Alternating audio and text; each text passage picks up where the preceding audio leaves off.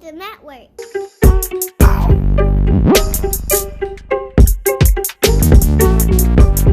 Wow, what's up everybody? Once again, it's Brand Man Sean, and this is Inside the Network, where we go into exclusive clips and artist sessions from brandmannetwork.com. And this particular clip that we're about to show is Russ B. If you don't know Russ B, he's worked at multiple record labels, handled some huge artist accounts, and is a manager, very well versed in so much in the industry. In this particular clip, an artist asks him about branding and which direction you should go for an artist and how do you know what to reveal. Russ's answer is awesome. It's the network. What's more important to like in your opinion, like building that real like hardcore fan base? Is it all about more just the music itself or the image behind it, in your opinion? Like what do you think is that really captures the people? Is it really more like who you is and like what you've been through, or you know, I mean, the extra side shit, or is it more like just the music itself? What do you think like that can really like that grabs that hardcore fan base? Is like what you represent or more just the music? It's different for everybody. It's different for every artist. Some artists I like them, like I like who they are as a person, and the music is complementary to that. And there's other artists, and that's probably goes for all of us. And then there's other artists where you like the music and you can really give a damn about what the hell they do when they outside the booth. You know what I'm saying? You just want it. Yeah, okay, yeah. So, True. I guess it's like whatever more true to you. Like if it's the music or more like who you are. right. Like for example, Travis Scott, I love his music, but I don't know a damn thing about him. I don't care to know about him. The only thing I know about him is from Houston. That's all I know. I don't know anything else. I don't even know what he likes. I don't. Yeah, for real. I don't know nothing about Travis Scott, but I do like the music. That much I know. And then there's an artist like Currency, who's the opposite of that. You know, I like the music too, but Currency's more of a lifestyle artist. I like you know, the type of cars he talk about. I like the type of things he talk about, the type of lifestyle he talk about. You know, and I could feel like I like really relate to him. So and like Dom Kennedy, he's another one. Nipsey was like that. So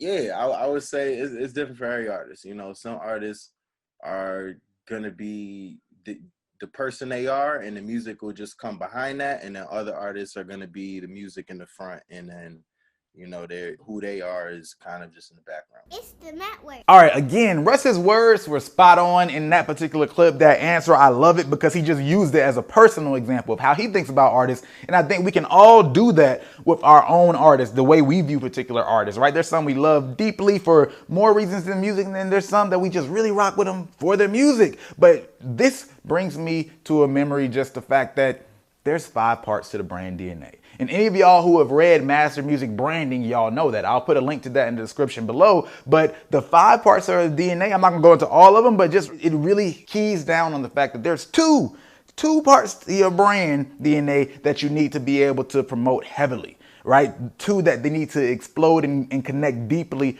with your fan base or your potential fan base. Well, it's hard to manage all parts of the brand DNA at once, and as a matter of fact, there's some people who really only have one. The way to think about this is Cardi B leads really heavily with her personality, and then you can think about artists like J. Cole and Kendrick Lamar. They lead really heavily with, you know, music and values. Those are 2 different types of brands, and it doesn't mean that Cardi B doesn't have any good music. It doesn't mean that J. Cole and Kendrick Lamar don't have any personality, but the things that they lead with and the ones that they really key in on brand-wise are those particular areas. And the way you find that is really just breaking down the 5 parts to the brand DNA and making those choices. It makes it super simple. So make sure you check out Master Music Branding Guide if you ever get a chance. But another thing based on what Russ said, you can do both things with your brand. For example, he talked about Travis Scott and how it's more service level with the music for him, but it doesn't mean that Travis Scott can't open up and connect with him later on with a deeper, full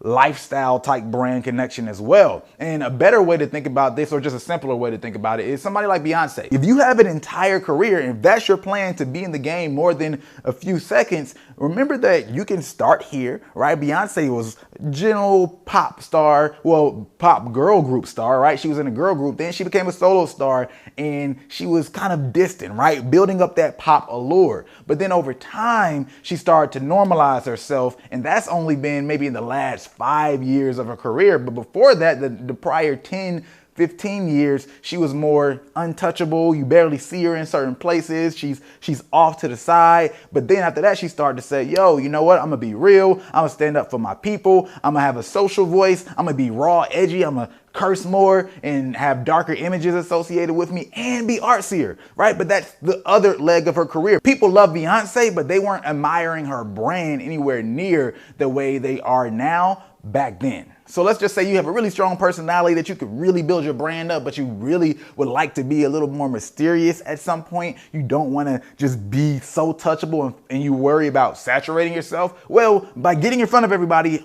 and you keep your face in front of them, people will start to connect with you, of course. And then there might be some point where it starts to feel like you're saturating the market. But now that they know you, they actually care about you, or they care to hear what you say, or they're interested in what you say. That gives you the opportunity to then start to peel back, right? It's similar to maybe a friend or a girlfriend or family member that you know, and they act one way, but then when they start to act different, you're like, yo, are you okay? Are you good? And then especially if they say, yeah, I'm good, but you don't feel like they're good, it starts to be like, yo, bro, what's up with them? Like, I'm now curious what's going on. And once that curiosity sets in, there starts to be some mystery that comes to place. So curiosity is the foundation for mystery. So if you're an artist and you start with a strong personality and you have people's attention and you have your fan base, when you start to switch your behavior, you'll start to set the groundwork to become a more mysterious artist or create a mystique about yourself. You don't have to be locked in one box. Anybody who thinks you have to do that for eternity, they don't understand marketing and branding at its core. So don't listen to anything like that. You can do it, but you have to be patient and understand that there's levers to pull and timing to do it. Because in the same way somebody can start off all up in people's faces and then all of a sudden back up and become mysterious, is the same way that someone can start mysterious and then have a PR run where they personalize themselves, humanize themselves, and then pull back again later, right? So you can go both ways. It just depends on if you know what to do and how to do it. Now,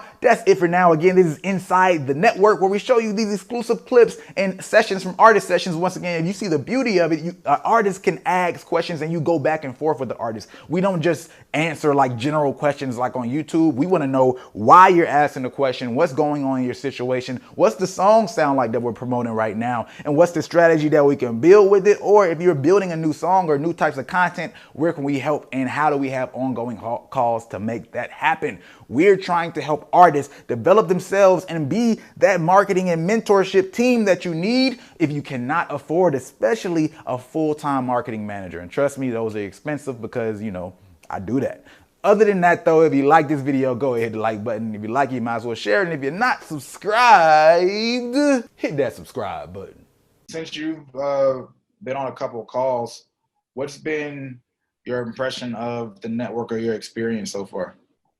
Yeah, I like it, man. I like how there's the calls. I mean, I only joined like less than a week ago and this is my third call already. So like, I feel like it's very, you're very approachable. Like if I had an urgent question, I've run out of questions already, put it that way. It's the network.